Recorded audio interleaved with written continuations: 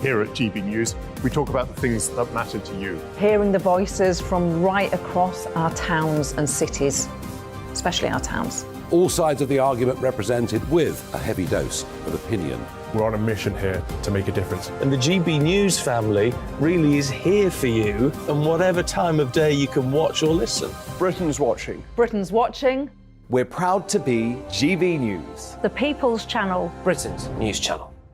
I'm Mark White. As GB News Home and Security Editor, I cover those key issues that are so important to you. Our authorities, our communities doing all they can to combat violent crime. With the public services under unbearable strain, why are we still failing to control our borders? Defence, the first priority of any government, has been continually hollowed out. Can we trust our politicians to protect the armed forces? Join me, Mark White, on GB News. Monday to Thursday, 9 p.m. till 11 p.m. Join me, Dan Wootton. I'll bring you the sharpest takes and hottest debates. Do you not believe in prison? I don't believe in prisons. I'm completely stunned. I guarantee you there'll be no spin, no bias, no censorship. I actually was personally quite offended by it. And no reason to go to bed. So I guess they've always been quite woke. That's Dan Wootton tonight on TV, radio and online. Monday to Thursday from 9 p.m. till 11 p.m. on GB News. The People's Channel, Britain's news channel. You've probably seen politicians interviewed 1,000 times, but we do it differently. We find out who they really are, we don't shout, we chat, and hopefully we bring a bit of light, not just heat. Did you know Kate Moss? Apparently. Do you have a pair of jeans or a pair of jeans? No, of course I don't. What would I do with them? My friends are like, oh my God, what's she doing now? Join me every Sunday at 6 for Gloria Meets, only on GB News, the People's Channel, Britain's news channel. Start the day with GB News. We catch up on all the big stories you didn't hear the night before. And take a look at what the world's talking about this morning. That's right, Monday to Thursdays from 6 o'clock. It's Breakfast with Eamon and Isabel. Straight after breakfast, join us, Bev Turner and Andrew Pearce. We're going to take you through till noon. We'll be tackling the big topics of the day, including the things that the other channels just won't talk about. If it's happening here. Wake up to mornings on GB News, the People's Channel. Britain's news channel.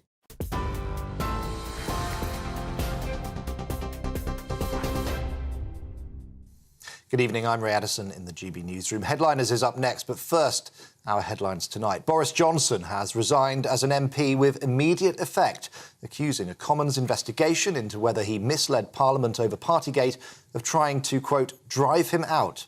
Maintaining his position that he did not lie to the Commons, Mr Johnson accused the committee of making deeply prejudicial remarks about his guilt before they had seen the evidence. He also claimed that they should have recused themselves. Mr Johnson used his resignation statement to take aim at Rishi Sunak's government, saying that when he left office last year, the government was only a handful of points behind in the polls, and that gap has now, quote, massively widened. His resignation will trigger a by-election in his constituency of Uxbridge and South Ruislip and comes just hours after the resignation of former Minister Nadine Dorries. Well, the Privileges Committee has responded by accusing the former Prime Minister of impugning the integrity of the House with his statement. A spokesperson stressed that the committee has followed the procedures and the mandate of the House at all times and will continue to do so. That committee will meet on Monday to conclude its inquiry with plans to publish its report promptly. Well, meanwhile, politicians from all parties have been reacting to that shock resignation. Priti Patel, who served under Mr Johnson as Home Secretary, tweeted describing him as a political titan. Shadow Foreign Secretary David Lammy has described Boris Johnson as the most dishonest Prime Minister of my lifetime. The SNP's Deputy Westminster Leader, Mari Black, said Mr Johnson jumped before he was pushed. And meanwhile, Deputy Lib Dem Leader Daisy Cooper has issued a statement which simply reads, "Good riddance."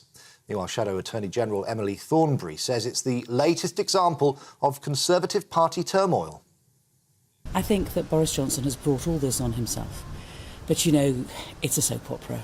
What the public want to know about is who is going to look after their interests, who's going to be actually interested in the cost of living, in looking after our hospitals, in making sure that we fight crime on our streets. That's what should be important, not all this nonsense, not all this chaos, and not all this corruption.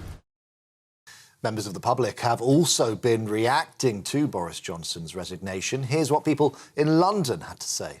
I think it's quite surprising that he has. I wasn't expecting it, but with everything that's happened over the past 2 to 3 years, I think it's kind of the push comes to shove. He's gone. He had no choice to leave. I've got to say probably that it's for the best. During the pandemic, he sort of stiffed the country over and has not been held accountable for it. Boris Johnson's statement comes just hours after the publication of his resignation honours list, which included close allies of the former Prime Minister. Priti Patel, the former Home Secretary, receives a damehood. Former Business Secretary and GB News presenter Jacob Rees-Mogg receives a knighthood. Sean Bailey, a London Assembly member and former mayoral candidate, has been handed a peerage. He will now sit in the House of Lords. And finally, in other news, the US Justice Department has unsealed details of the 37 criminal charges facing former US President Donald Trump over his handling of classified information. They include keeping sensitive military and nuclear documents and conspiracy to obstruct justice. If found guilty, he could face up to 20 years in prison. It's the second time that Donald Trump has been indicted, but he's the first former president to face criminal charges on a federal level. Trump is accusing the government of election interference in his campaign to return to the White House in 2024. We're on TV, we're online, on DAB+ radio and on TuneIn too. This is GB News. Time now for our headliners.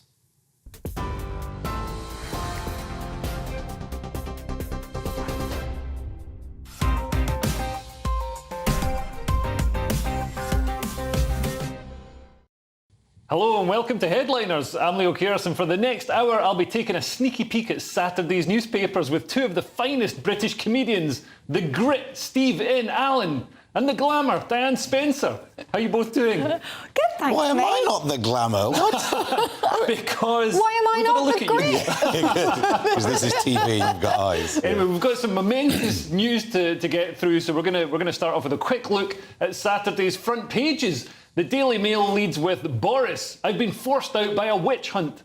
The Telegraph has Johnson quits as MP over Partygate. The Guardian, you see a theme developing here, has Johnson quits over report on Partygate. The Times has the party's over now, Boris quits as MP. The iNews has Boris Johnson declares war on Sunak as he quits Parliament. And finally, the Daily Star has their take on it. The party is over for Bozo, Fibber, claims, blah, blah, blah, whatever. And those were your front pages.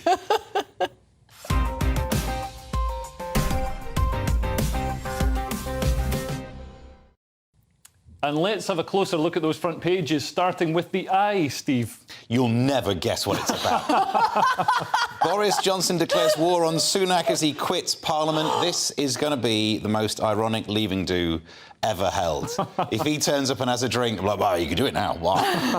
Yeah, I mean, it's big news, isn't it? He's instead of going through the process, which would be we actually find out what the committee says, which votes. If this committee that is a majority Conservative committee, yes, the person chairing it's Labour, but no one seems to be mentioning the fact that if there's a majority that's voted to find him guilty of misleading Parliament, some Conservatives must have been the ones doing that too. Yeah, but lots of Conservatives don't like Boris Johnson and they want to see him out of the party. I mean, this is what the left used to do. The right's doing it now. If you're not right enough, if you're not extreme enough, then it's time to attack the other side of ourselves. The left used to split itself apart, and now I guess that fracture line's always been there in the right, but this jiggling is making it fall apart. Yeah. But instead of just getting the result from the committee, then seeing if there's a recommendation for suspension, and then the MPs would have to vote for a recall, and then the people of Uxbridge would have to vote in a by-election, he's just quit. Well, yeah, and we'd probably have a general election before all that stuff actually happened. I mean, Dan, do you think his majority in Uxbridge is actually pretty slim? It's 5,000, I believe. So do you think he's actually seen the writing on the wall? He's probably not going to keep his seat, and he's jumped. Never mind before he's pushed by this inquiry. He's jumped before he's pushed by the electorate. I mean, you could say that he's jumped. I think that Carrie gave him a sharp push, and that counts as a jump. And I really like the letter that Carrie wrote for him, that he handed in, where he kicks over the bins and starts, slinging things at Rishi Sunak. It really is. I mean, he really has a go at Rishi Sunak and the Tory party in that. He is. He's very angry. He's saying, well, what happened to all these things that we pledged in our 2019 manifesto? The thing I was voted in for. Yeah, I think that he is definitely jumping. And what I find really funny about this is it's made the Lib Dems go, we've got a chance. It's like, that's really cute. That is funny. You've got to admit that's funny. But Steve, this is going to be a nightmare for Sunak, isn't it? I mean, right when he needs the party to sort of coalesce and give him every chance he can possibly get to possibly, get over that finish line in front of Starmer, it's looking as if the Tory party is going to tear itself apart. With Boris not even constrained by any whip or anything, now he's out of Parliament, he can be free to tear Sunak to pieces. Yeah, not only is this a bit of an inconvenience, it's the one thing where he needs to have no inconvenience. The only thing that Rishi Sunak will be able to claim is that he's pulled the party together and kept things calm. Because it's not like we've got great economic news happening all the time. It's not like we've got great news about boats. Like his 5 promises that then got downgraded to 5 priorities in the same way that I promised to do the dishes. And then it turns out I will prioritise doing the dishes, which means I'm not going to do them. But it's all about trying to say, look, I can bring the party together. No, he can't. Look what's happened. Well, I think Rishi, in fairness, considering the sort of mess that he inherited, has actually done it. He's been a steady hand on the tiller, and we've had some bad news, economically. We've had some bad news regarding immigration figures, but I mean, generally, he's been a pretty, plausible leader. I think Rishi has been a stabilising influence, and you could tell that from the fact that he re-brought Suella Leaky Sue back in. Yeah. And everybody was like, what on earth are you doing? And it's like he brought her back in to keep that sort of more right section of the Conservatives on side. And I do wonder, I know there's this whole conspiracy that now that Boris has gone, he's going to try and make this, group of super Conservatives, like the Avengers, and they're going to come back and try and take over, the whole group. But I wonder whether losing sort of Boris and Nadine and losing his section, can Rishi keep it calm enough that actually the Conservatives become stronger as a whole? Now all sort of the shouty, weird, squawky ones have gone. So he's purged them from the party, Possibly. Yeah. But he hasn't purged them from newspaper columns and speaking to TV cameras. Watching you read all those headlines, it was like when you're learning, prepositions or verbs or something. You have to take the same words and just put them in different orders. It was awful. OK, moving on. There's also political upset on the other side of the Atlantic in the Financial Times. Yes, so Trump has been indicted. So he has been formally charged with 37 counts, the most serious one being the Espionage Act, which is because he took home classified documents and he sprinkled them around his Mar-a-Lago resort. I'm assuming because he wanted to read them. I don't know about you. Well, I mean, he didn't read them when he had the job.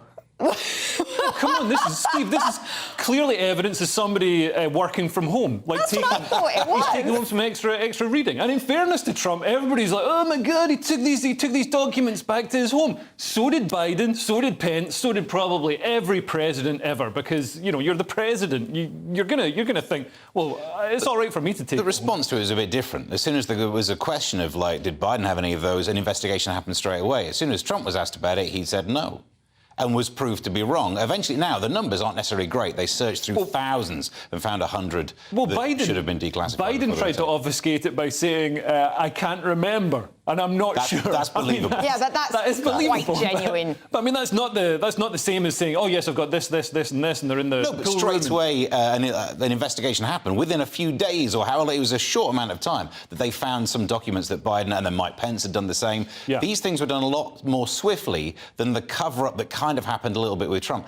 And the other, which I consider weak source, and I'm sure people disagree, the other argument is that a president can declassify documents, so therefore why can't he have them? Yeah. There's probably a system where you've at least probably got to email HR and get it. You don't just wave your hands over it and do a citizen's divorce in The Man with Two Brains. Like Harry Potter. Yeah, it is. It's like when Ipso facto declassification. Yeah, it's like when a bishop blesses his golf clubs. That's what happens. I mean, Diane, do you think, because, so far, all the cases that have been brought against Trump haven't really damaged him at all. If anything, they've fed his sort of persecution agenda. He's telling his followers, I'm being politically persecuted, and he's got a valid, he's got a fair point with that. I mean, do you think this is actually going to harm him?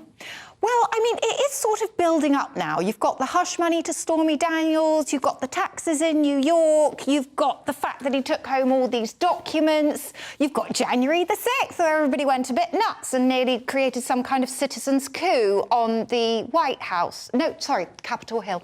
Come on, it was a picnic that got out of hand. I mean, the idea there was a plausible military coup. Will it harm him? Military, but... Well, you've got to admit that something is afoot here, because very soon after the indictment was revealed, 2 of his lawyers quit. And they had before been very vocal, and I believe the guy who's now coming in to sort of take their place is the one who was helping him out with the Stormy Daniels thing. Right. So the Trump team is getting slightly smaller, and you have to question, do the other Republicans kind of look at him and go, oh no, now what? Yeah. And they're kind of, maybe they do want to distance themselves. Well, talking of other Republicans, just quickly before we move on, I mean, do you think this is going to help Ron DeSantis? Because he's got Trump's policies, but without all the multiple court cases that could see him actually being president from jail. Yeah, I mean, he probably just wants, at the moment, some of the things he said about this court case are just saying this is politically motivated. All of those things that still compliment himself, like, oh, blame the Democrats, but at some point when he'll pivot and then be, look at this guy, we can't trust him to get voted to beat the Democrats. Definitely. Anyway, moving on, we've got the Telegraph now and a story about COVID, Steve. Yeah, a monitoring unit made hourly calls to flag COVID dissent. So this is the Telegraph calls it a secretive unit. I'm not sure why we know that it was a secretive government unit if we know all of this information. Well, we know it now. We didn't know it at the time. No, we didn't know it at the time. Inner workings of... This would have blown my mind at the time. This is every conspiracy theory I was thinking actually come to life. This is a secret government unit controlling big tech to delete the posts of me and my friends who were voicing legitimate concerns about COVID, legitimate concerns about the vaccine, and voicing things that actually turned out to be true. So this is what really stinks here, is that what you should be doing, what they should have been doing, given that they had information they believe to be true, they should be selling that. But it's this horrible way of arguing, of trying to stop disagreement. That's no way to get any kind of heat and light out of a system. Yeah. So they had these people calling up the big tech companies, the social media companies, trying to get posts removed, instead of just arguing the case for. It's like the technological version of an ad hominem situation. Like, oh, no, we don't like the people who are saying this, therefore take it all down, rather than discussing the point. It's the worst suspicions of every so-called COVID conspiracy theorist. Well, it really is, because it just shut down any kind of discussion, as Steve said. And, like, as you said, if I read about this and you said, OK, which country is this happening in? I'd be like, oh, North Korea. You know, I'd pick a different... I wouldn't pick our country. And it's quite shocking that they were... There's a wing of the government that is interfering in social media posts where you're saying, well, OK, this vaccine has just been developed. Is it safe? And then the government is saying, no, take that down, take that down. Yeah. Now, I took the vaccine. I have had multiple vaccines. But... You used to be a man as well before that. I know. I mean, I'm doing so well. I mean, you should see me cycle. But that's the thing. That is a good point, right? A lot of women become TERFs, in inverted commas, because they ask a question. They ask a question like, well, wait a minute, is it fair that somebody who is biologically a man up until the age of 40 takes part in a women's cycle race because he claims to be a woman? There wasn't a single trans story in the whole show, and you did it. I can't believe you did it. You managed to caution. But it's the same thing. It's an that's opinion. My point. It's shutting down discussion when people just go, oh, you're a transphobe. It's like, wait, stop. Yeah. That's what I was trying to say. No, but I think there's a slight difference in that people object to the question, rightly or wrongly, on trans issues because they perceive that there would be an offence to asking it. That's not what's happening here. Right. They weren't saying, oh, you can't ask a question about vaccines, I'll be offended. They were controlling information in a different way. Absolutely. They say you can't ask the question. And sometimes it was done in a very sinister way. So they weren't deleting the post, they were just suppressing it using the algorithm. So you wouldn't even know that the post is being suppressed. Which is really interesting, because a lot of people that I watched on YouTube were saying things like, I've been shadow banned. And you always think, nah, you're just being paranoid because you haven't made good content. Yeah, but then... I blame shadow banning for my lack of good content. Anyway, that's it for part one. Please join us in part two for the EU's plan to deal with migrants and how climate change can help you skive work. See you in 2 minutes.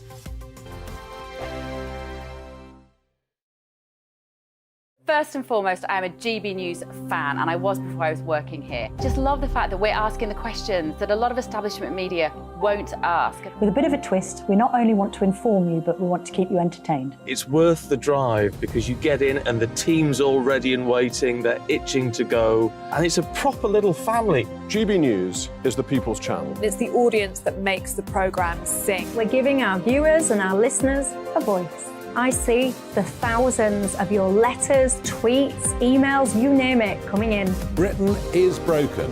How on earth did we get into this mess? But more importantly, how do we get out of it? The establishment had their chance. Now we're here to represent you. It's time for something different. It's time for GB News. I'm very patriotic. I believe in Britain. Our best days lie ahead. Britain's watching. Britain's watching. Join us here on GB News. The people's channel. Britain's news channel.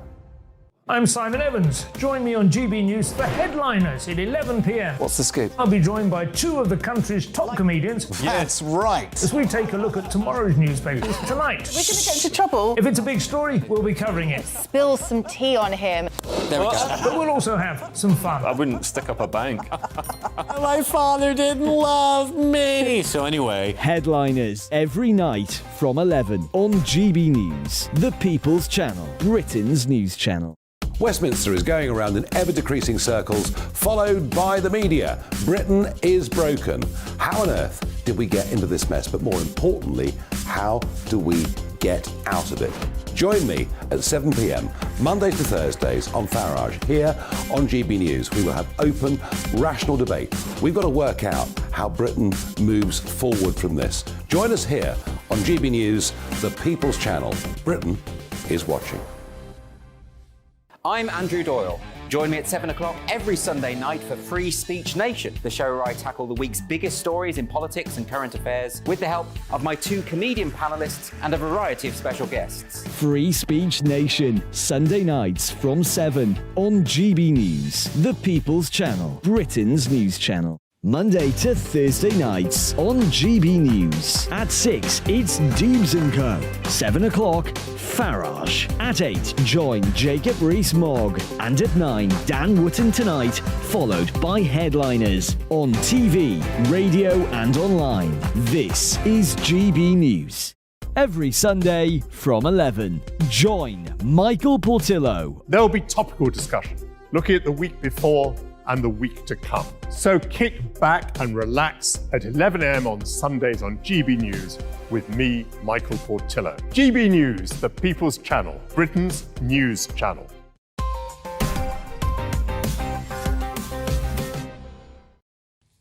Welcome back to Headliners. I'm Leo Kearse, and I'm still here with Steve N. Allen and Diane Spencer. Just thought I'd put an N in there. Anyway, kicking off with the I, and Boris's cheerleader Nadine Dorries is standing down and creating another headache for Rishi, Steve. Yeah, Nadine Dorries quits as MP after a row over peerage triggers by-election. This was in it feels like years ago. You know, this afternoon before we knew that Boris Johnson was stepping down, and this was scandal. Oh, it was all exciting. Yeah, she picked the wrong day to stand down. She's been overshadowed. We just didn't know it was going to be like a big group outing. We thought it was just her. We didn't go into details about it, but she was promised a seat in the Lords, and then that was held back. Further investigation needed, and she blamed snobbery for that because she's working class. And it's the same kind of energy as, you know, those people who say men just can't handle a strong woman like me, and you think, oh, there's also a chance that you're unlikable. But if you constantly blame everything on snobbery, then you presume you can get nothing wrong. Yeah. Like, I must be right all the time, and if you disagree with me, snobbery. Look, here's the scandal. No, the conspiracy theory. There's no way that Boris Johnson would win a by-election in Uxbridge, but now there's a space in mid-Bedfordshire. And if there's one thing you can say of Boris Johnson, he performs well in beds. And if there's one thing you say about Nadine, she'd do that for Boris. Oh, she loves that guy. She would. I mean, we were just chatting about her going into the jungle, you know, because she's been like one of those wacky politicians, a bit like the transport guy, who was the transport guy, Grant Shapps, you know, because she did like the crazy TikTok where she was rapping and she went into the jungle. And again, though, her same excuse, wasn't it? Yeah. Snobbery. And it's like, nah, you're playing that card too often, babes. You need to come out with something else. But yeah, it's a bit sad that she's done this now, and Yeah, she's blatantly been overshadowed. And again, like, the Lib Dems are like, we can get it! And it's like, you guys are so funny tonight. Yeah, and obviously we should congratulate Jacob Rees-Mogg, who is now Sir Jacob Rees-Mogg. Is he? GB News, I think that's the first GB News knighthood we've had. Anyway, The Guardian now and the EU have finally agreed on how to deal with illegal immigrants. Sorry, irregular migrants. I've got to use the correct woke term for these criminals, Diane. Well, so the headline for The Guardian is EU agrees radical reforms on migration and asylum laws. So The Guardian sort of outlines that the bloc state has agreed now that they've made changes, that member states, for example, will, if they need to turn away people who seek asylum, they will decide what country is safe to send the asylum seekers to, like, because all the different member states think that different places are safe. And this is the equivalent of the Rwanda plan, basically. Yes, it is. So it's not sending them to a country inside Europe, it's sending them back to a country that they travelled through, or just somewhere that isn't where they are. Yeah, exactly. But I think the big kind of headline on this is that the countries could be fined up to £17,200 per head for member countries who refuse to host refugees. Yeah. Now, not all of the countries in the bloc have agreed to this. Poland and Hungary have been very angry with this, and Bulgaria, Lithuania, Malta and Slovakia abstained from voting. So it's not something that everybody is agreeing about, but there's a big difference in the bloc between, you know, the countries that are on the front line, so to speak, of receiving the bulk of the immigrants. Yeah, Italy and Greece. Yeah, Italy, Greece, Tunisia, and then you've got sort of Tunisia's those countries. not in the EU yet. Oh, sorry. And then you've got the people that are further afield. Yeah. They're one of the that's why I'm getting confused, because they're one of the countries that they're going to visit to become the third-party country. Yeah, the equivalent of Rwanda kind of thing. Yeah, yeah. Yeah. But this deal's been watered down so much from its original that actually most countries should be able to make this work. The individual country gets to decide whether or not the migrant can stay, and they get to define, there's a term in here that you're meant to have some connection to this third-party country. Yeah. And that can be, you think this person spent some time travelling to it. That's a connection. Yeah, but no, I mean, if that's a connection, this seems like the kind of deal They saw it on TV. The UK might have won. It's a shame we're not part of this deal, because then you could make a decision on whether someone stays and make a decision on where they go back to.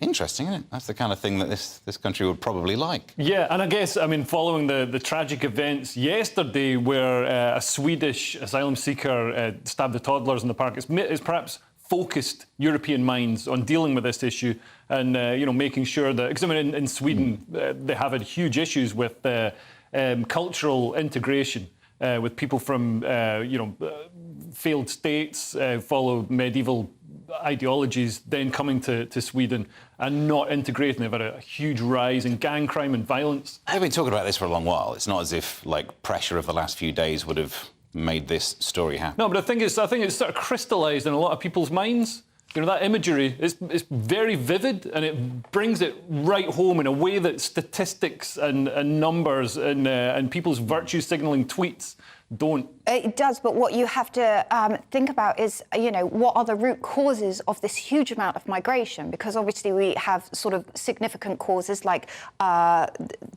the war in Ukraine, because there are 1 million Ukrainian refugees living in Poland who opposed this plan. You have the places like Hong Kong, but equally, we're going to see things like climate migration as places become more difficult to live in. So perhaps we need to also focus on why are there so many people sort of migrating, as well as like what to do when they arrive in different countries. Yeah, absolutely, and doing something to solve the problem before it starts. Anyway, moving on to The Guardian, which is trying to whip up hysteria about Trump supporters being violent, Steve. The headline, 12 million Americans believe violence is justified to restore Trump to power.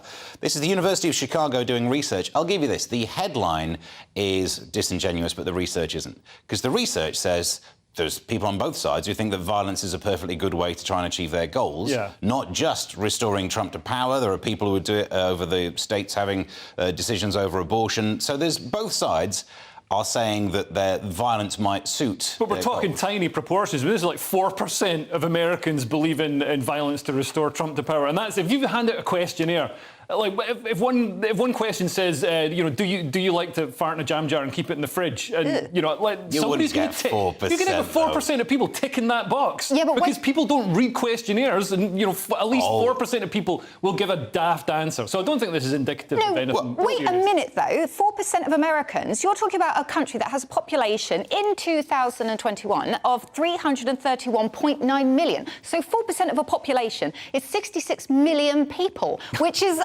lot. Yeah, you want to try and take them in a fight. It's not 66 million. Is it? Well, what? 4%. No. No, it's 12 my maths rubbish again. My dad's going to watch this, and he's going to be like, her maths. It's about 12 million, which is still a lot. Yeah. How is that? Look at this. I got some stats for you. My phone's broken. On the topic of people who think that Donald Trump was robbed in the last election, it's 20%.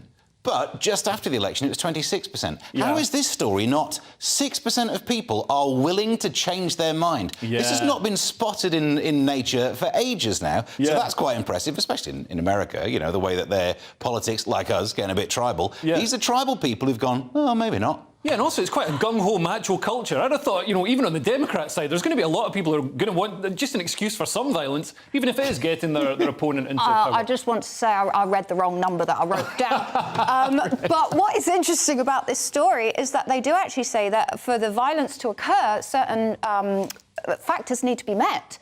You can have this underlying sense of violence and this underlying sense of we need to do something to get change made, because a lot of people apparently don't believe in the political system. But in order for that violence to actually spill into real life, certain factors need to be met before...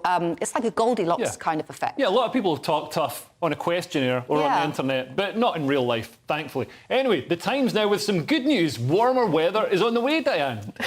Oh, God, there's numbers in this as well. So, the Times, most countries will fail to hit their net zero goal, say scientists. So, the Imperial College London have done a study which they've published in the journal Science, and it's a little bit sad.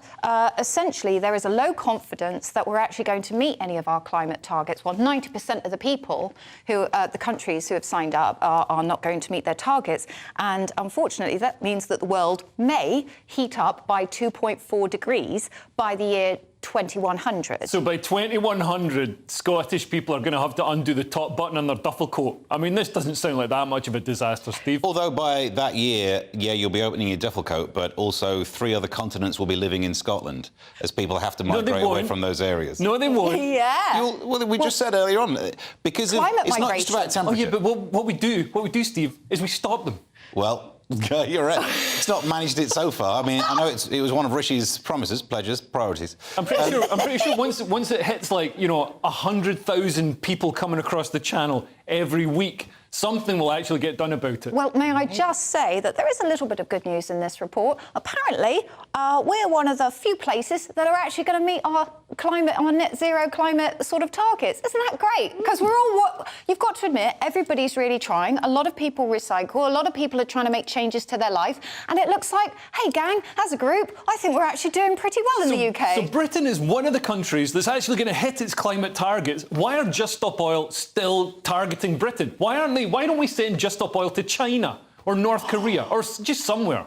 Do you know, I mean, there is some validity in that argument. There's a lot of validity, but it never gets carried on. Agrees with me. No, because right. As soon as there's a climate protester, someone like you, your good self, will say, why don't you do that in China? Yeah. Then next time someone tries to edit a book, and you say, this is disgraceful, this is censorship, why don't you argue about censorship in China? Why are you arguing about it to Penguin Books over here? Honestly, if you want to pay for the flights, I'll go and do it. Anyway, The Telegraph now with an unexpected benefit of climate change. It's great news for climate change today. It's going to be easier to bunk off work, Steve. There's a movement to try and let workers clock off early when temperatures hit 25 degrees. That doesn't sound very hot. It doesn't. I mean, so in general... We should have all left this studio. We should be just an empty room. In general, I like the idea of not working when it's too hot because I'm a worker, not a business owner. There should be a very easy divide on this. If you have to work in the heat, maybe you don't want to so much. But you're right, 25 degrees doesn't seem like it's that difficult to cope with. Like last year when it was 40 degrees, that's a different issue.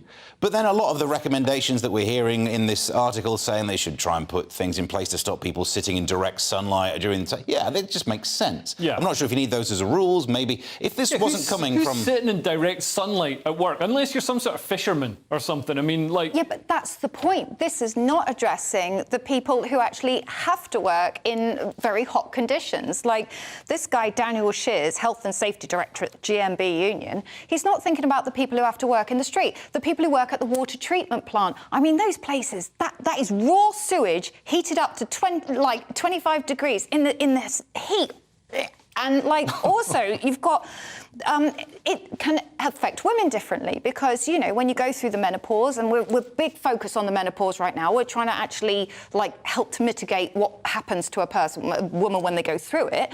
But your temperature just shoots up, so suddenly you're boiling yourself to death while the climate's boiling yourself to death. So you're saying we could avoid a lot of these issues by not hiring women? No! But what we could do is maybe change our working practices, which I think is what this guy's talking about. I mean, a lot of us are working from home, but perhaps we should incorporate siestas. Well, in the article, it says they urged employers to introduce special measures, including fans for those working from home once temperatures hit. I was like, you're at home. You've got to live there afterwards. You own your own fan. This is one of the benefits. You're going to leave work and stay in your living room, which is the same temperature. You're just not going to be working anymore. Anyway, that's it for part 2. But coming up, we've got Fish on Drugs, The Guardian on bias, ironically, and Stars on Mars. See you in a couple of minutes. It's all about family, being in people's living rooms, all the interaction and getting to know who our viewers and listeners are. When I was young, my dad used to say, "Nana, stop arguing." I wanted an outlet that would enable me to give my opinion. People are going through a really hard time right now, and I know that you don't feel like you're being listened to by the establishment. I came to GB News because it's the People's Channel, and I want the audience to have their say on the events of the day. We're dynamic. We do something different. Democracy shows that the wisdom of the nation is in its people. I get to travel to find out what the story is from a personal perspective. The British people aren't fools. We know when we're not being told the full story. We've got to work out how Britain moves forward from this.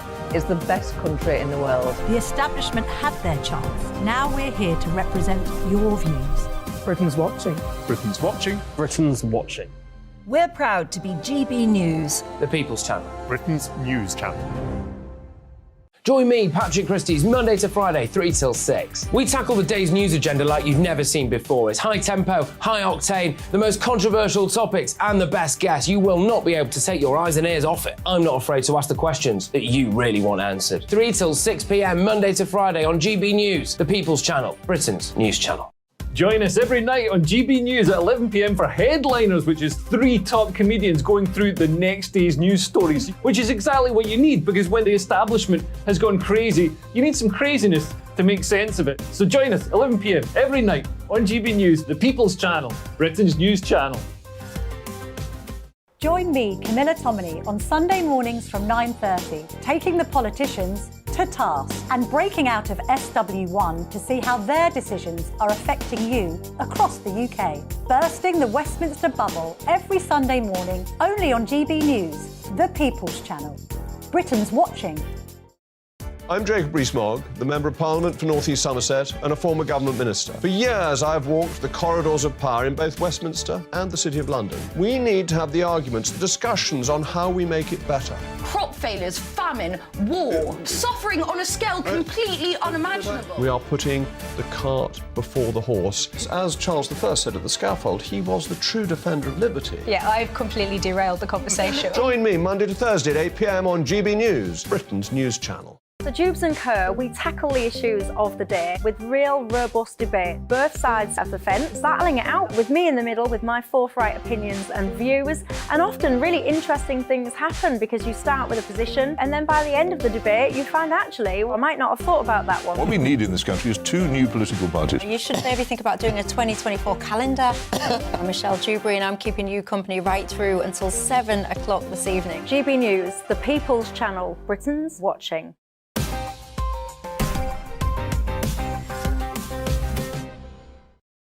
Welcome back to Headliners. We've got the Metro now, and in the most exciting story we've ever covered, there are some discrepancies in unit pricing in Tesco's which contravene pricing guidance. Please don't switch off, Diane.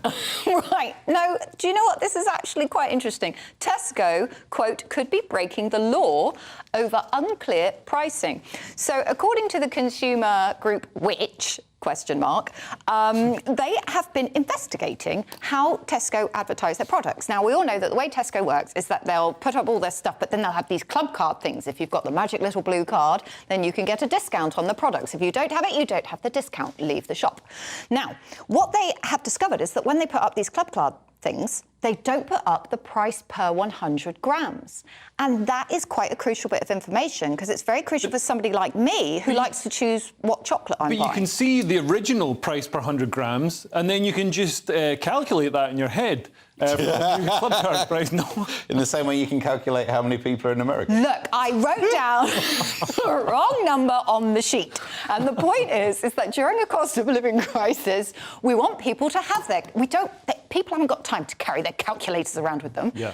And they need to help out. Are you as outraged at Tesco's, Diane? Well, I'm outraged at the general concept of this unit pricing in general because they don't make it easy. You'll have the cheap brand that will do it in pence per 100 grams, and then the expensive, they've written that in pounds per gram. You're like, no, I've got to convert units. You're doing it deliberately. But actually what they're doing is this big sign saying this is the cheaper version actually might still be more expensive per unit than buying a larger one. So it is a con. It is a swizz. It is a con. So they shouldn't do it. Just put the number on it. Yeah, put the number on it, Tesco, because it is a con. And this article in the Metro, it goes into all about the ketchup.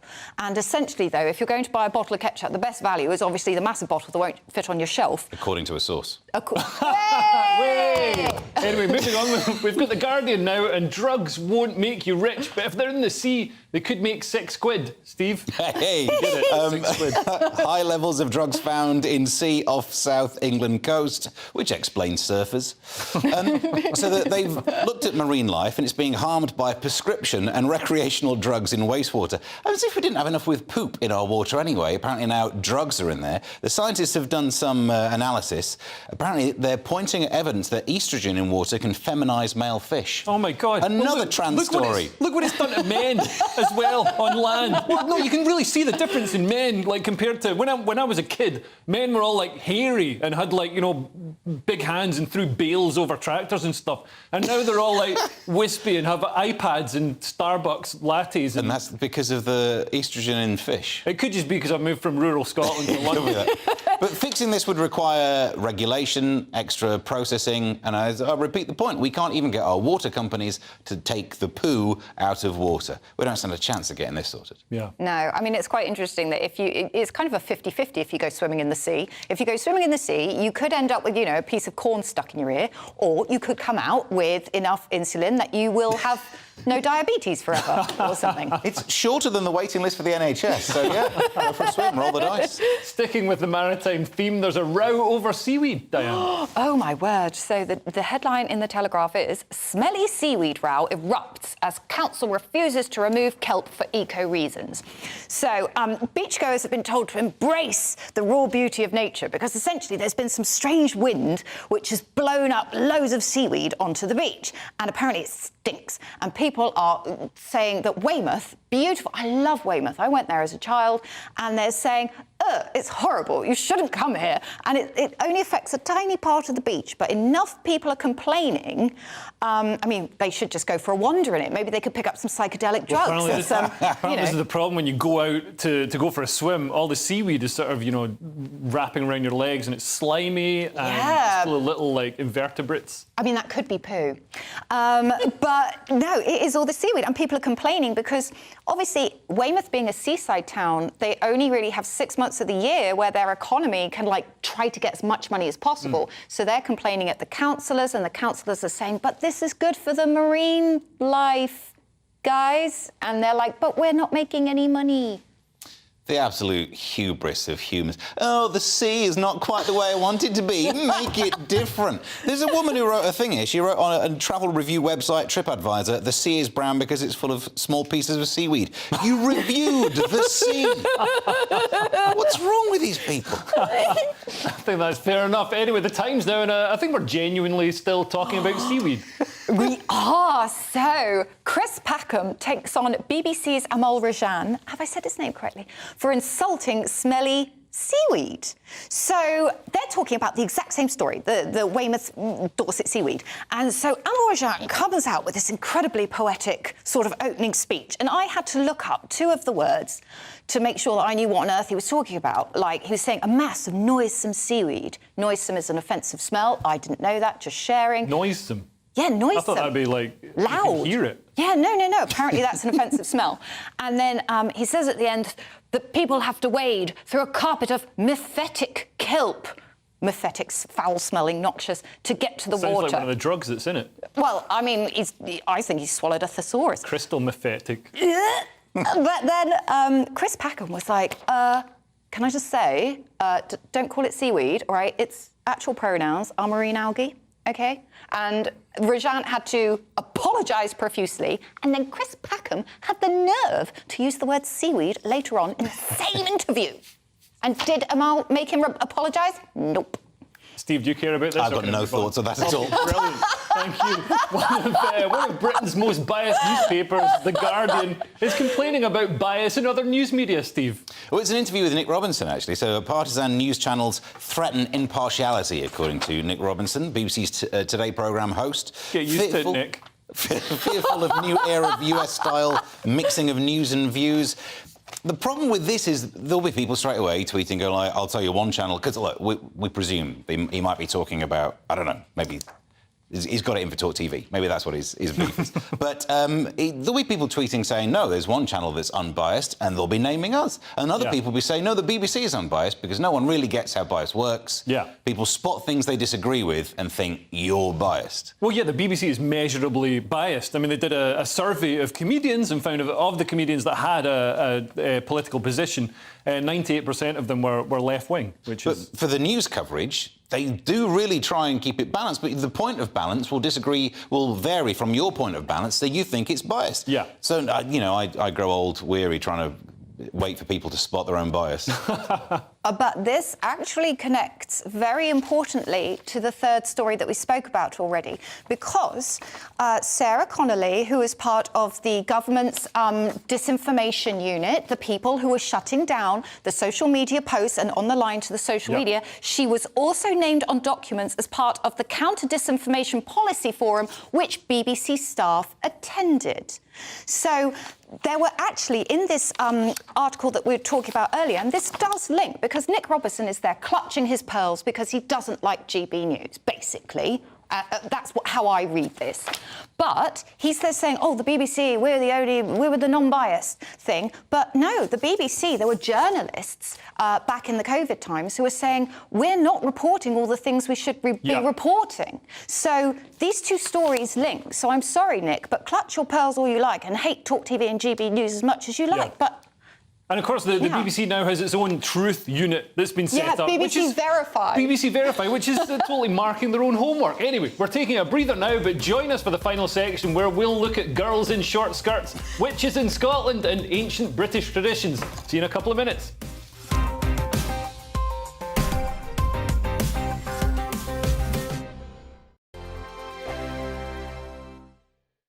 I joined GB News because I was sick and tired of not hearing my views being represented, not just mine, but so many people that I knew and spoke to. I just couldn't get my voice out there. I couldn't say anything. I couldn't do anything. Whatever the narrative was, I kind of had to follow it. GB News is there to provide a voice for those who have been ignored by the establishment media. We think different things, we've got a different style. GB News is here to be optimistic and positive about the future. It's real kind of dynamic and flowing, with the audience very much at the heart of it, like a big family. Here at GB News, we talk about the things that matter to you. Hearing the voices from right across our towns and cities, especially our towns. All sides of the argument represented with a heavy dose of opinion. We're on a mission here to make a difference. And the GB News family really is here for you, and whatever time of day you can watch or listen. Britain's watching. Britain's watching. We're proud to be GB News, The People's Channel. Britain's news channel. I'm Mark White. As GB News Home and Security Editor, I cover those key issues that are so important to you. Our authorities, our communities doing all they can to combat violent crime. With the public services under unbearable strain, why are we still failing to control our borders? Defence, the first priority of any government, has been continually hollowed out. Can we trust our politicians to protect the armed forces? Join me, Mark White, on GB News.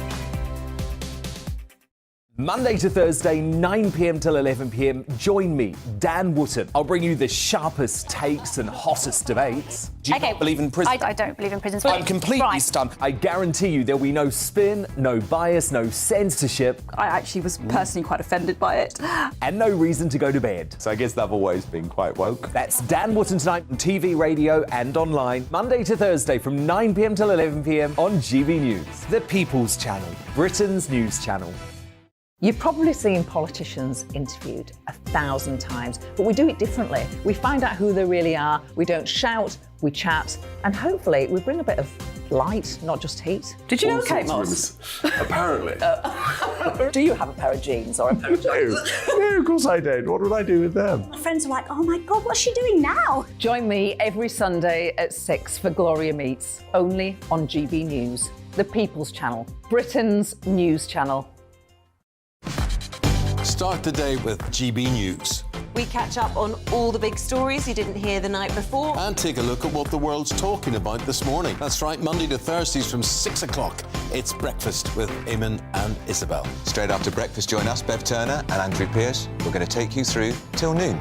We'll be tackling the big topics of the day, including the things that the other channels just won't talk about. If it's happening here. Wake up to mornings on GB News, the People's Channel. Britain's news channel.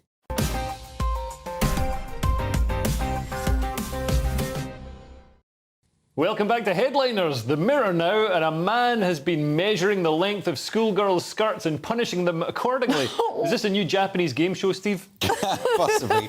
The girls given detention for short skirts during heatwave in sexist, quote marks, uniform rules. This is a school in Bridgend, and they gave detentions. There's a difference of opinion on this. The school said that they were doing no measuring of skirts. The parents said the kids were saying they'd had their skirts measured. Yeah, the girls felt measured. Yeah, well, and if someone's got a ruler, then I suppose you would. But we don't know if they did or not. I mean, they called it sexist. Technically, it's not sexist because, as we will find out later in the year, we'll have a hot day and some boys will turn up wearing a skirt because the uniform policy means you can't have shorts. Yeah. That happens every year, that news story, that little gem, wait for that to come around. But it is a bit dodgy if it were a male teacher doing it. Yeah. It feels ultimately wrong. It's difficult because you've got to have rules on a uniform. Because if you don't have rules on a uniform, the infinite variation means it's not uniform. Yeah, but who's complaining about the skirts getting shorter? That's what I want to know. What sort of killjoy is out there doing that? They're children. Me? They're children. And some children want to look like adults early, and they come out of school, and some kids look a lot older than they are, and they walk out with their skirts rolled up. And I used to be a secondary school teacher, and sometimes you just have to say, hey, sweetie, can you roll down your skirt for me a bit? Because, you know, you're looking a little bit strange there. And you just, you know, you try and say it in a nice way. And I get it. I mean... wouldn't say it in a gruff trucker's voice. You're looking a little bit strange there. Yeah, so this happened in Wales. And, yeah, it is. It's a half and half. Like, can the girls wear shorts? And you're right, at some point, a boy will turn up wearing a skirt because it is too warm and it just feels better to sort of run around in a skirt. And I went to a girls' school where we were told you had to put your hands down by your side and your skirt had to then come at least 5 centimetres after where your hands ended. So it meant if you had really long arms, you had a really long skirt. But if you had tiny little, like, Tyrannosaurus arms... Right. You're showing everything. The T-Rex, no wonder the T-Rex was naked. And orangutans wear those big ball gowns. Anyway, The Guardian now and Qantas have slightly changed their dress code, and for some reason that's news, Diane. Yeah, so it's interesting because this is a private company, and the headline is Qantas to allow flat shoes, makeup and long hair for cabin crew of any gender. And I suppose the key word there is actually possibly flat shoes. Because, you know, sort of you're making women essentially walk around in very painful implements which are not good for the feet. Like high heels sort of distort the foot and they really crush the bones at the front of your foot. And you're making these people, as part of their job, they have to walk around sort of wearing these shoes for like, what, 12 hours on a long-haul flight? And also if they're tall, they're going to have even more possibility of banging their head off one of those things that you put your bag in. Well, there are some airlines where if you don't fit the uniform, you don't get the job. I think Malaysian Airlines has one of those rules where they measure all the people who want to be employees, and so if you are... Is that a job for that Welsh school teacher? But also I guess they're just modernising their workforce, and it's about time, really. I've never noticed. I've never been on a plane and thought I'm not flying with these again. Look at that shoe. I'd rather see a flat shoe on a air. If they're going to help me, escape from a burning plane, I'd rather they're not wearing high heels. It seems like a more appropriate piece of footwear. Anyway, the Metro now, and humans evolved curly hair to keep cool, apparently. Surely no hair would be cooler.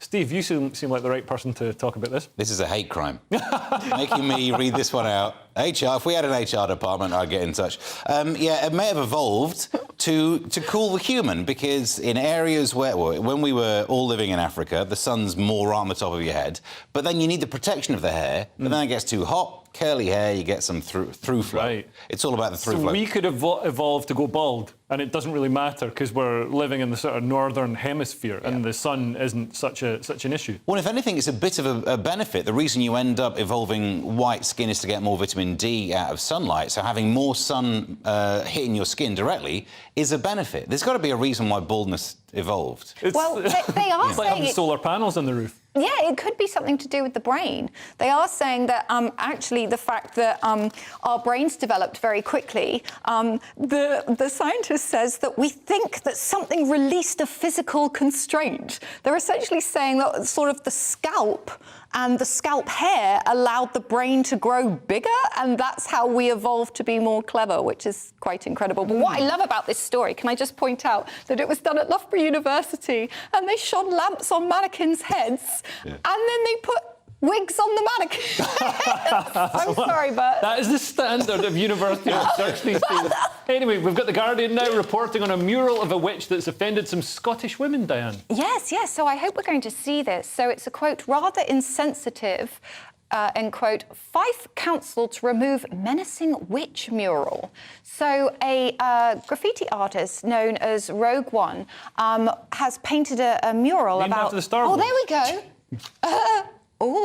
So there we go. So it's a witch mural because a lot of women were prosecuted and found to be witches in that particular area. And originally this mural was commissioned by the person who owns the building. Well, in Scotland there are a huge number of witches prosecuted. And if you go to the Grassmarket in Edinburgh, that's where a lot of them were hung. Yeah. I mean, it is tragic, but on the other hand, I mean, levels of nagging were at an all-time low. So... Yeah. And so there's a charity, though. I mean, you really should become a patron of this charity. I think it's right up your alley. It's called Remembering the Accused Witches of Scotland. And they are very angry at this mural because they're like, no, you're not sort of thinking about all the women that were actually sort of burnt and hung and ducked and... Yeah. Steve, have you got anything to say in 4 seconds? Yeah, it's like Pascal's wager. Maybe don't upset the witches just in case they're real. Oh, yeah, that's a good point. That's a good point. It costs nothing to not upset witches. Anyway, the show is nearly over, so let's take another quick look at Saturday's front pages. The Daily Mail leads with Boris had been forced out by a witch hunt. The Telegraph has Johnson quits as MP over Partygate. The Guardian has Johnson quits over report on Partygate. The Times has the party's over now, Boris quits as MP. The iNews, and sorry if you're getting a bit bored, Boris Johnson declares war on Sunak as he quits Parliament. And finally, the Daily Star has the party is over for Bozo, Fibber claims, blah, blah, blah, whatever. And those were your front pages. And that's all we have time for. Thank you so much to my guests, Steve N. Allen and Diane Spencer. We're back tomorrow at 11 p.m. with some other people. And if you're watching at 5 a.m, stay tuned for breakfast.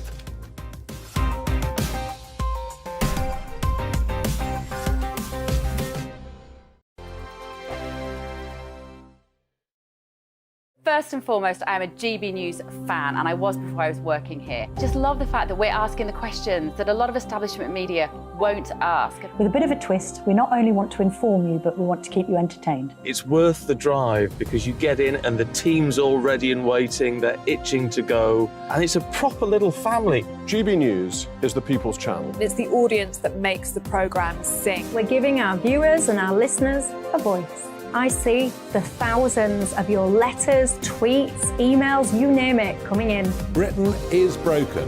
How on earth did we get into this mess? But more importantly, how do we get out of it? The establishment had their chance. Now we're here to represent you. It's time for something different. It's time for